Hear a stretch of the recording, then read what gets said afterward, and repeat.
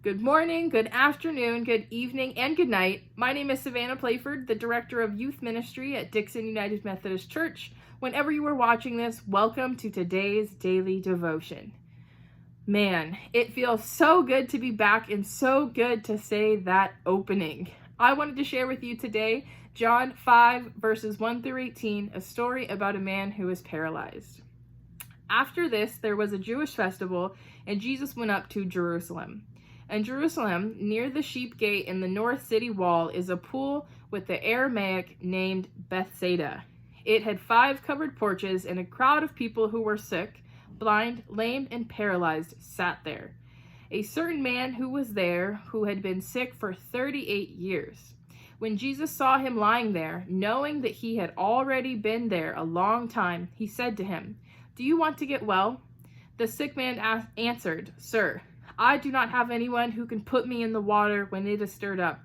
When I'm trying to get it, someone else has gotten in ahead of me." Jesus said to him, "Get up, pick up your mat and walk." Immediately the man was well and picked up his mat and walked. Now that day was the Sabbath. The Jewish leader said to the man who had been healed, "It is the Sabbath. You aren't allowed to carry your mat." He answered, "The man who made me well said it to me, 'Pick up your mat and walk.'" They inquired, "Who is this man who said it to you, 'Pick it up and walk'?"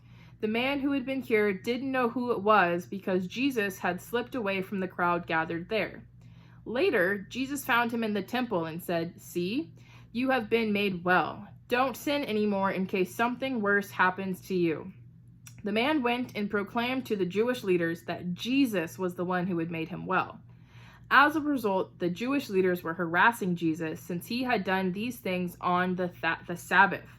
Jesus replied, "My Father is still working, and I am working too." For this reason, the Jewish leaders wanted even more to kill him, not only because he was doing away with the Sabbath, but also because he called God his own Father, thereby making himself equal with God.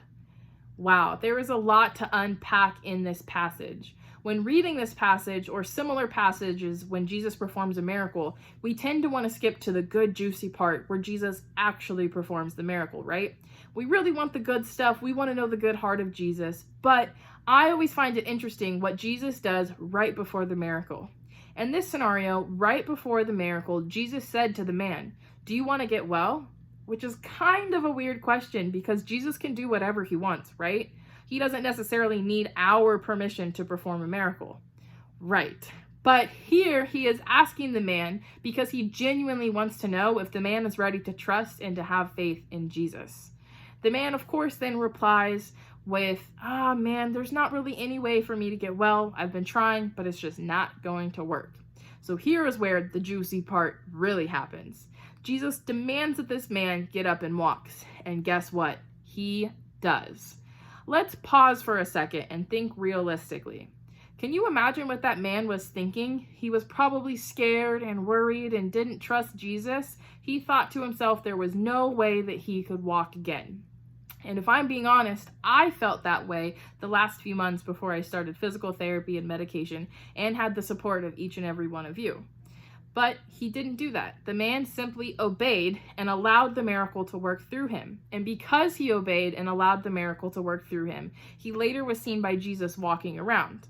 Well, that is the part where many of us struggle. Many of us struggle with actually listening to Jesus and following through what he tells us. I mean, we always come up with all these excuses. We're quick to be frustrated, or we're too busy, or it's not the right time, or sometimes we even make fun of what could be happening for us. You know what I mean. Haha, there's no way I'll ever get that promotion. I'm not good enough. Oh, you want me to perform a miracle? You want to work through me? No way. You know what I mean, right?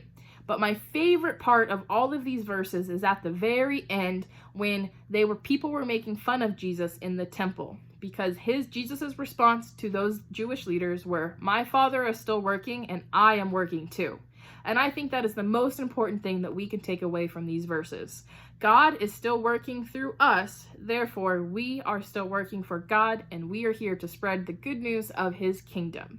So, the next time you are put in a predicament where you don't know if you can make it through, you don't know what the purpose is, maybe you're scared, maybe it's a little difficult of a situation, just remind yourself, My Father is still working, and I am working too.